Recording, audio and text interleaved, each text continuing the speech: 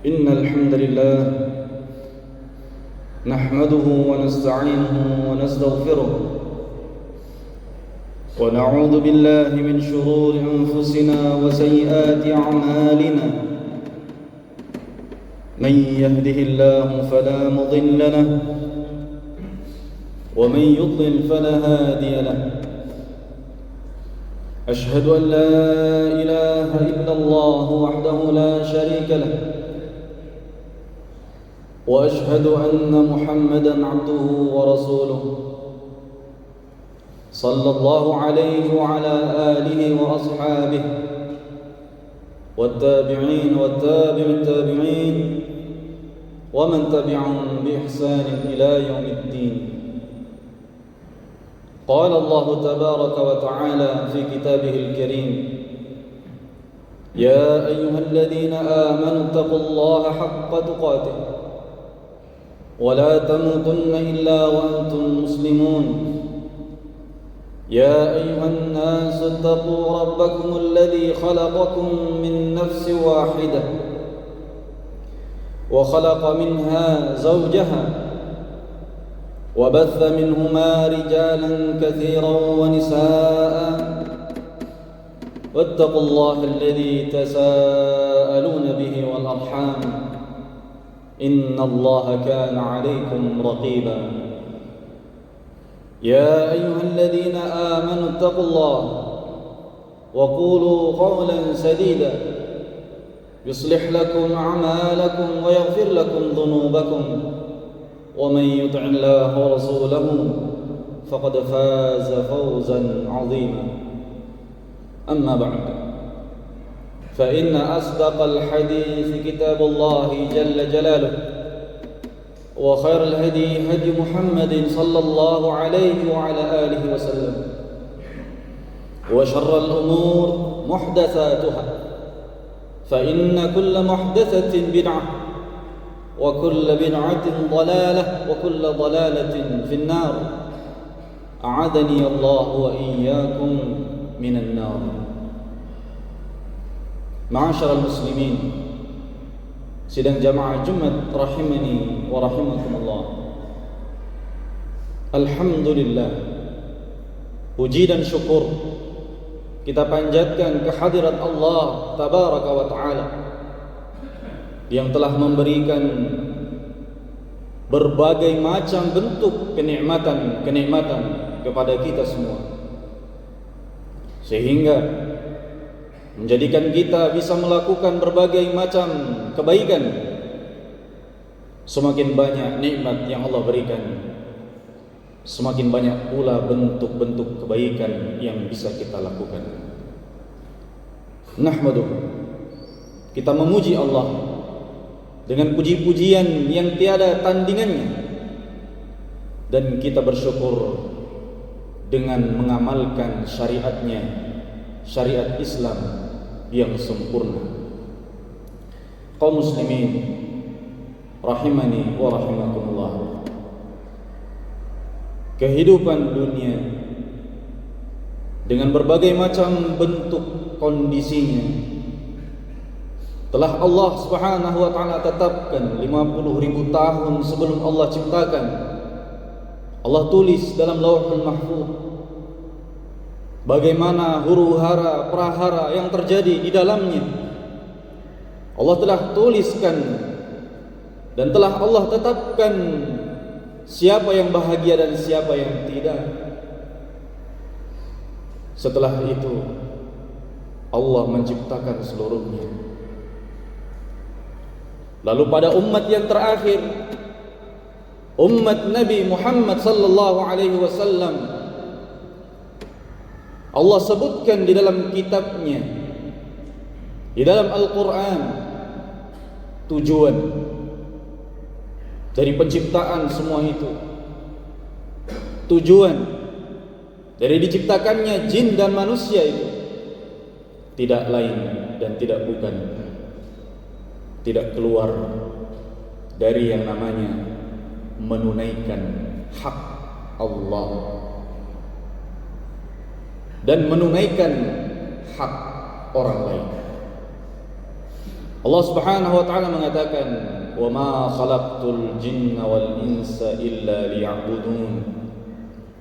Tidaklah aku ciptakan jin dan manusia kecuali agar mereka ya'budun, beribadah hanya kepadaku. Ya'budun maknanya adalah yuwahhidun, menjadikan Allah satu-satunya yang disembah, yang diibadahi, hanya Allah Subhanahu wa taala. Kaum muslimin, ini adalah hak Allah yang tertinggi, hak Allah yang terbesar, yang tidak boleh diberikan kecuali hanya untuk Allah.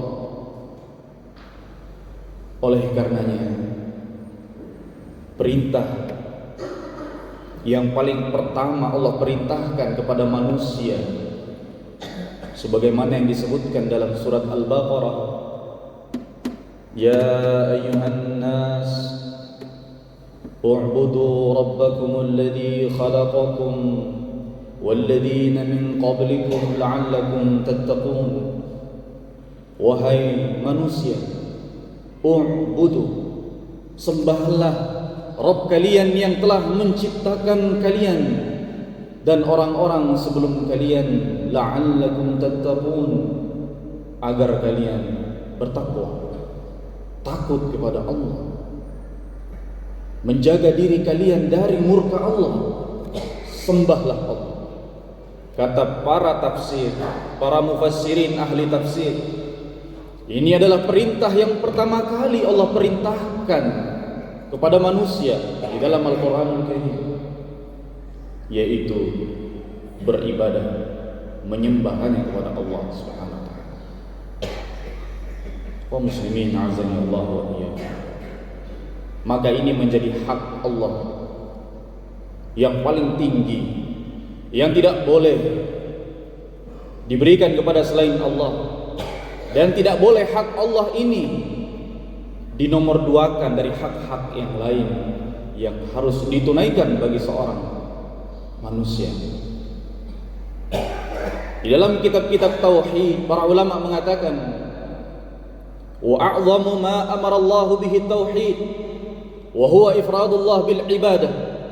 Perkara yang paling a'zam, paling besar, paling agung yang Allah perintahkan kepada hambanya adalah tauhid, menjadikan Allah satu-satunya yang Maha Esa, yang disembah di muka bumi ini. Tiada yang lain yang berhak, hanya Allah Subhanahu wa taala. Wa a'zamu ma naha anhu asyirk. Dan perkara yang paling bahaya, perkara yang paling bahaya dan paling besar bahayanya adalah syirik, yang dilarang oleh Allah Subhanahu wa taala. Karena syirik itu lawan tauhid. Oleh karenanya, jamaah rahimani wa rahimakumullah, sebelum kita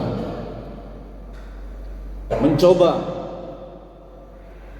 untuk menunaikan hak-hak orang lain, menjadi orang yang berusaha menunaikan hak-hak orang lain,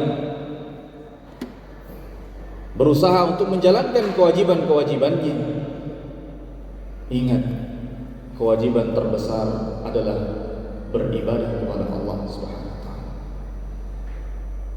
Jangan yang lain. Bentuk-bentuk ibadah dimulai dari salat 5 waktu, perintah tertinggi dalam Islam, termasuk di dalam rukun Islam yang diperintahkan oleh Allah Subhanahu wa taala langsung dari langit ke-7 kepada Nabi Muhammad alaihissalatu wassalam. Salat 5 waktu yang harus diutamakan. Maka tidak boleh salatnya dikesampingkan, pekerjaannya nomor 1. Hak yang mana yang dulu mau ditunaikan? Hak Allah atau hak pimpinan kita? Hak Allah atau hak pekerjaan kita? Bahkan kaum muslimin azani Allah wa iyyakum, hak Allah tidak boleh dikesampingkan, walaupun itu adalah kita mendahulukan kedua orang tua kita. Tidak boleh. Allah berfirman di dalam Al-Quranul Karim, wa'budullah wa la tusyriku bihi syai'an wa bil walidaini ihsana. Dan hanya beribadahlah kalian kepada Allah, dan janganlah kalian menyekutukan Allah Subhanahu wa taala dengan siapapun. Baru setelahnya wabil walidaini ihsana, dan berbaktilah kepada kedua orang tua kalian, kata Allah. Mari kita lihat, berbakti kepada kedua orang tua Allah tempatkan posisinya setelah hak Allah. Sesayang apapun kita dengan orang tua kita, secinta apapun kita dengan mereka, sehebat apapun kita mau memuliakan kedua orang tua kita sebagai pahlawan kita, sebagai orang yang membesarkan kita, yang paling berjasa dalam hidup kita, setelah Allah, bukan sebelum Allah, setelah hak Allah. Para ulama menjelaskan, justru ayat ini adalah ayat yang memuliakan kedua orang tua kita, karena posisi mereka, hak mereka diletakkan setelah hak Allah. Jadi kalau ada yang bertanya, setelah kita ibadah kepada Allah, menunaikan yang wajib-wajib kepada Allah, apalagi yang harus kita lakukan? Orang tua setelah Allah dan Rasulnya adalah orang tua. Itu hak manusia di muka bumi ini yang harus didahulukan setelah Allah, orang tua. Nggak ada tawaran. Baru setelah itu siapa? Kata Nabi SAW, "Tsummal aqrab fal aqrab." Setelah kedua orang tua, barulah kerabat yang paling dekat dengan kita, baru yang terdekat. Kakek, nenek, paman, bibi, ke bawah terus. Ya. Para ulama menjelaskan, jamaah rahimakumullah, menunaikan hak selain Allah, yakni manusia, hak orang lain, urutannya adalah yang tertinggi orang tua. Kemudian setelah itu yang paling dekat dengan orang tua, kalau masih hidup kakek. Di bawahnya adalah saudara-saudara orang tua. Baru setelahnya saudara kita, baru di bawahnya dan di bawahnya. Ini kata para ulama. Maka jangan dibalik.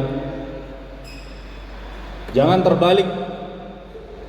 Semangat untuk berbuat baik. Menyambung, katanya, menyambung tali silaturahmi, mengunjungi kerabat, katanya. Yang didahulukan siapa? Orang tua masih hidup, orang tua dulu yang dikunjungi, orang tua dulu yang disambung. Disambung dengan hartanya, disambung dengan ucapannya yang bagus, disambung dengan doanya, orang tua dulu. Baru setelahnya yang lain. Jangan yang pertama kali disambung, yang pertama kali dikunjungi, yang paling banyak hartanya. Kita kunjungi dulu om, karena dia yang paling kaya. Kita kunjungi dulu om, karena dia yang paling tinggi kedudukannya, jabatannya. Lah, tidak, jamaah. Itulah susunan, itulah tuntunan di dalam syariat Islam. Tapi semua itu kembalinya kepada hak Allah SWT. Kita taat kepada orang tua, kita mendahulukan orang tua. Kenapa? Perintah dari Allah. Kita menyambung tali silaturahim, kita berhubungan baik dengan kerabat kita. Mengapa? perintah dari Allah. Kalau niat kita sudah benar seperti itu, insya Allah semua ibadah, semua gerak-gerik kita, pekerjaan kita, apapun yang kita kerjakan dengan niat yang benar karena Allah, maka akan bernilai ibadah di sisi Allah Subhanahu wa ta'ala. Barakallahu li wa lakum fil Qur'anil azim wa nafa'ani wa iyyakum bima fihi minal ayati wa dzikril hakim. Astaghfirullah li wa lakum wa lisairil muslimin fastaghfiruhu innahu huwal ghafurur rahim.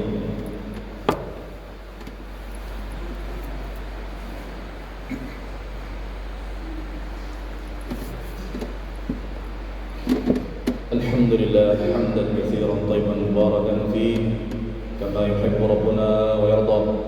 Asyhadu an la ilaha illallah wahdahu la syarika lah wa asyhadu anna Muhammadan abduhu wa rasuluhu wa amma ba'd.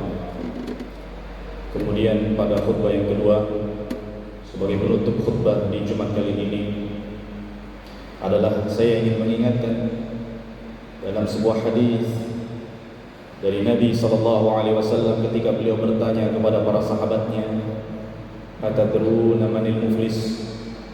Wahai para sahabatku, tahukah kalian siapa orang yang bangkrut? Siapa itu orang yang bangkrut? Qalu al-muflisu fina man laisa malun wala mata'. Yang bangkrut itu ya Rasulullah, orang yang tidak punya harta lagi, tidak ada lagi modalnya sedikit pun, itu dia yang bangkrut. Maka kata Nabi SAW, al-muflisu man ya'ti yawmal qiyamati bi salatin wa zakatin wa siyamin wa hajj. Orang yang bangkrut pada hakikat kebangkrutan, bangkrut yang hakiki menurut Allah, menurut pandangan Rasulullah, orang yang datang nanti pada hari kiamat, bukan sekarang di dunia jemaah. Sebangkrut-bangkrutnya kita di dunia, hanya dunia. Bisa jadi kita akan bangkit kembali. Tapi kata Nabi SAW, hakikat kebangkrutan adalah orang yang datang pada hari kiamat dengan membawa pahala puasa, membawa pahala salat, zakat, haji. Pahala yang banyak dia bawa, modal yang banyak yang sudah dia persiapkan, bekal yang begitu banyak dia bawa. Wa qad syatama hada wa daraba hada wa akala mala hada.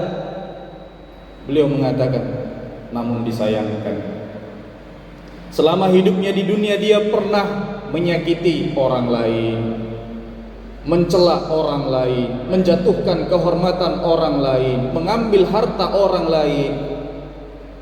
Banyak hak-hak makhluk, hak orang lain yang tidak ditunaikan, bahkan diambil. Hati-hati. Kita bilang tadi di awal, hidup di dunia ini menunaikan hak. Menuntut hak itu nanti. Menuntut hak itu nanti. Allah yang akan memberikan hak kita. Sekarang adalah menunaikan hak. Nabi mengatakan, dia telah melakukan kezaliman itu.